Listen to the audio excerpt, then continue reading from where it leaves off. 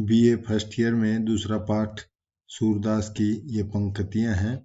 तो प्रस्तुत पंक्तियां हमारी मध्यकालीन काव्य कुंज में संकलित ये बाल सौंदर्य, बाल लीला, श्री कृष्ण की बाल लीला से अवतरित है। इसके रचयिता सूरदास जी हैं। इन्होंने श्री कृष्ण के जन्म लेने पर वहां का शोभा और सौंदर्यशाली का वर्णन किया गया है। नंदराई के नवनिधि आई। नंदराई का मतलब है नंद बाबा के घर में जब श्री कृष्ण जन्म लेते हैं, नंद बाबा के घर में, तो 9 निधियां आ जाती हैं। 9 निधियां होती हैं, जैसे पदम, महापदम, शंख, मकर, कच्छ, मुकुंद, कुंद, नील, खरब। तो इस प्रकार बहुत सारी धन संपत्ति उनके घर में चली आती है। तो श्री कृष्ण के माथे मुकुट, सवरन, मणि कुंडल, पीत वसन, भुज चारी ही सुहाई। भगवान श्री कृष्ण जब जन्म लेते हैं तो उसके माथे पर मोरपखा का मुकुट है और कानों में कुंडल सुशोभित हो रहे हैं और पीले वस्त्रों में और भी सुशोभित हैं। वे विष्णु के अवतार थे, 4 भुजाधारी विष्णु भगवान के अवतार अति ही सुशोभित लग रहे थे। बाजत ताल मृदंग जंतर गति ही। जंतर का अर्थ है वीणा। तो जब कृष्ण का जन्म होता है तो वहां नृत्य का गान होता है, वहां ताल और मृदंग चारों ओर बज रहे थे और वीणा का स्वर उच्चरित हो रहा था। चर्ची अर्गजा अंग चढ़ाई। चर्ची यानी श्री कृष्ण को एक चर्चरी होता है, अर्गजा होता है सुगंधित पदार्थ, यानी कि श्री कृष्ण के अंगों से सुगंधित पदार्थ की महक आ रही थी। वहां सुगंधित पदार्थ चारों ओर से सुगंध फैला रहा था। अछत दूब लिए ऋषि ही ठाडे। वहां पर ऋषि खड़े होकर, अछत होता है चावल, अछत और दूब लेकर के श्री कृष्ण की जय जयकार कर रहे थे। और वर्ण ही वंदन वार बंधाई। और श्री नंद बाबा के द्वार के ऊपर वंदन वार बांध करके वहां पर फूलों की वर्षा की जा रही थी।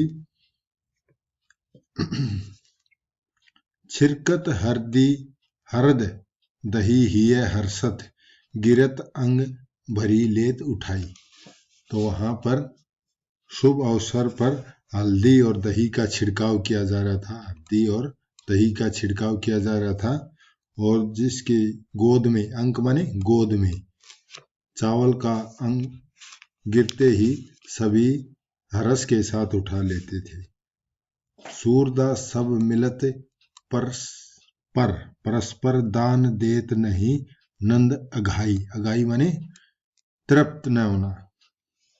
तो सूरदास जी कहते हैं नंद बाबा सभी से परस्पर प्रेम से, परस्पर माने सबसे प्रेम से मिल रहे थे और दान देते हुए उनके मन कभी भर नहीं रहा था, दान दे रहे थे वहां पर।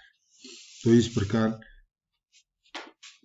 श्री कृष्ण के जन्मोत्सव का वर्णन किया गया। इन पंक्तियों में नेकु गोपल ही मुको देरी।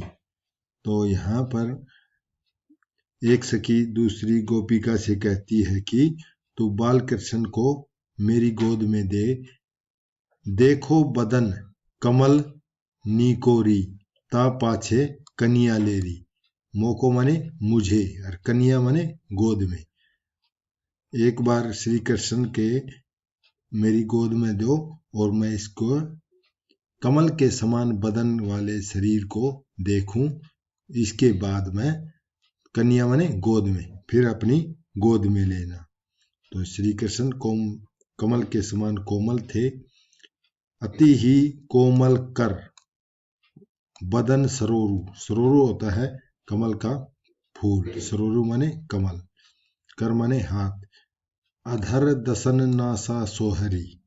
तो श्री कृष्ण का चेहरा कमल के समान सुंदर था और उसके हाथ भी कमल के समान सुंदर थे। और अधर माने होठ, दसन माने दांत और नासा माने नाक भी अत्यंत सुंदर और सुशोभित थे। लटन, लटन का अर्थ है केस। श्री कृष्ण के जो बाल थे शीश के ऊपर वे सुशोभित लग रहे थे, घुंघराले बाल।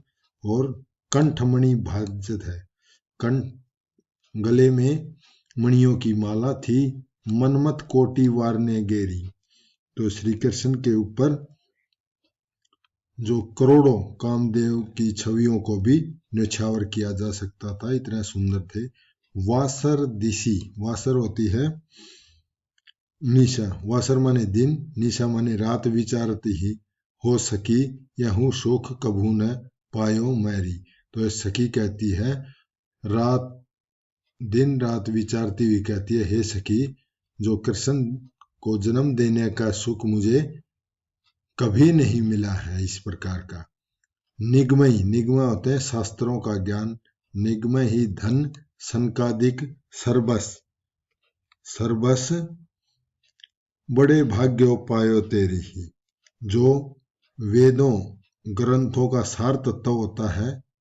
निगमई मैंने वेद शास्त्रों का सार तत्व, और सनकादि ऋषि मुनियों की तपस्या से भी श्री कृष्ण को नहीं पाया जा सकता। ये तो बड़े ही सौभाग्यशाली को ही इसका सुख मिलता है। जाको रूप जगत के लोचन, श्री कृष्ण के लोचन माने आंखें, संसार की आंखें तो उसका रूप है। जाको रूप तो जगत के लोचन है। कोटि चंद्र रवि लाजत्री, उनकी आंखों के सामने तो चंद्रमा, कोटि माने करोड़ों, चंद्रमा और सूर्य भी लज्जा जाते हैं। तो सूरदास जी कहते हैं कि बलि जाई यशोदा गोपिन प्राण पुतना बैरी, श्री कृष्ण के ऊपर उसकी माँ यशोदा बार बार बलिहारी जाती है। बलिहारी माने न्यौछावर होती है। ये गोपियों के प्राणों के समान है और पुतना के बैरी हैं। पुतना राक्षसी थी जिन्होंने अपने सतनों पर जहर लगा के उसको दूध पिलाया था। इस प्रकार कृष्ण का बाल सौंदर्य, बाल लीला का वर्णन किया गया इसमें। किलकत काना है घुटन ही आवत, तो इन पंक्तियों में बाल कृष्ण अपने घुटनों के बल पर आंगन में किलकी मारते हुए घूमते हैं। तो यहाँ पर सूरदास जी कहते हैं उनके बाल लीलाओं का वर्णन करते हुए, किलकत, किलकत माने किलकारी मारते हुए, काना माने श्री कृष्ण, और घुटनों माने घुटनों के बल आवत है। श्री कृष्ण किलकारी मारते हुए घुटनों के बल अपने आंगन में खेलते हैं। आगे कहता है मणिमय कनक, मणिमय माने मणियों से जड़ित, और कनक माने सोना से। नंद के आंगन, नंद बाबा का आंगन में मणियों और सोना से जड़ा हुआ था। मुख प्रतिबिंब पकड़ी के धावत, और आंगन में जो मणियों और सोना से जड़ित था उसमें बाल कृष्ण अपना प्रतिबिंब माने अपनी परछाई को देख करके उसको पकड़ने के लिए दौड़ते हैं। धावत माने दौड़ना। कबहू निरखी हरि आप छा को, पकड़न को चित चाहत है। कभी भगवान श्री कृष्ण अपनी परछाई, निरखी माने देखना, आप छा को देख करके अपनी परछाई को पकड़ने के लिए चाहते हैं। किलक ही हसत राजत दवै दतियां, पुनि पुनि इही अगवाहत, अगवाहत माने देखना।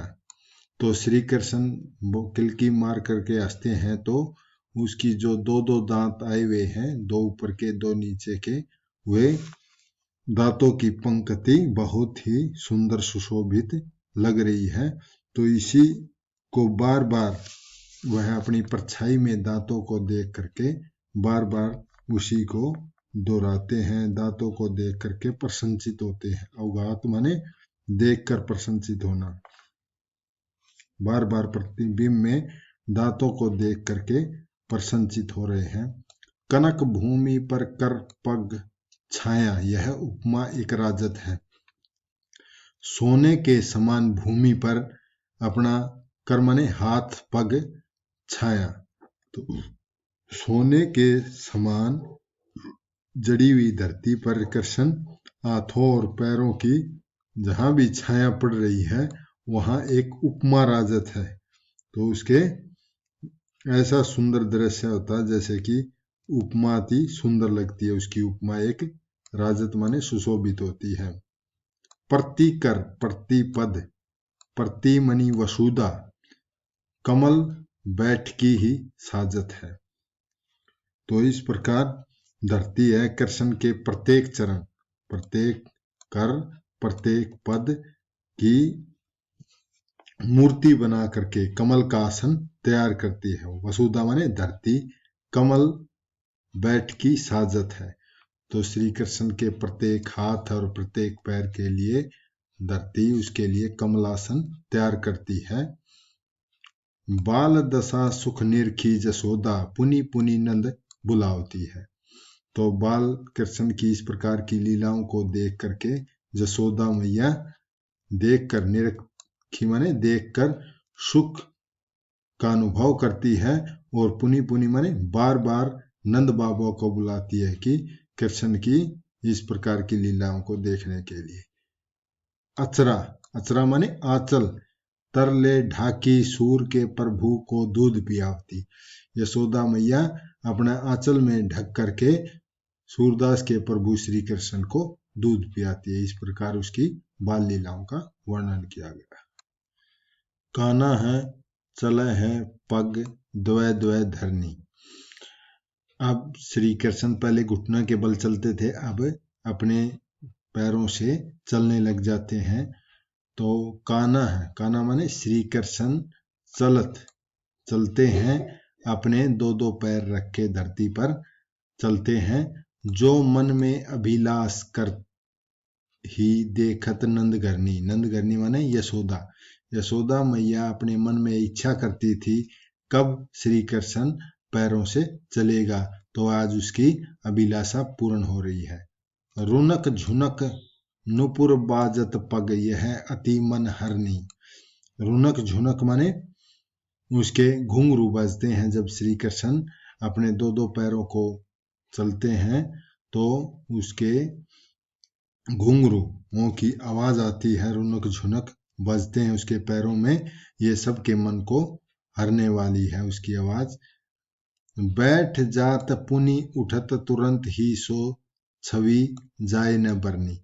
श्री कृष्ण चलते चलते अपने आंगन में बैठ जाते हैं, फिर तुरंत ही उठकर फिर चलने पड़ते हैं। तो ये जो छवि है उसकी उठने की और बैठने की और चलने की, जाए न बरनी, इसका वर्णन नहीं किया जा सकता।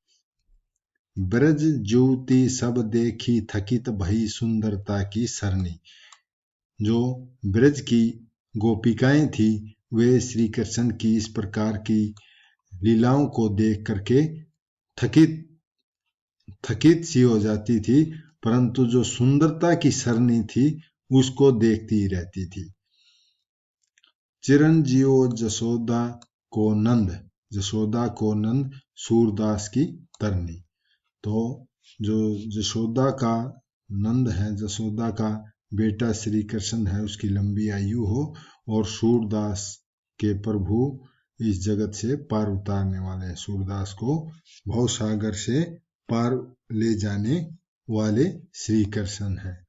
तो इस प्रकार उन पंक्तियों में श्री कृष्ण का बाल सौंदर्य की छवि का वर्णन किया गया है। वात्सल्य रस है और इनमें भाषा सहज सरल भावानुकूल ब्रज भाषा का प्रयोग किया गया है और इनमें अनुप्रास पुनरुक्ति अलंकारों का प्रयोग किया है। तत्सम तद्भव शब्दावली है। ये बाल लीला का वर्णन था।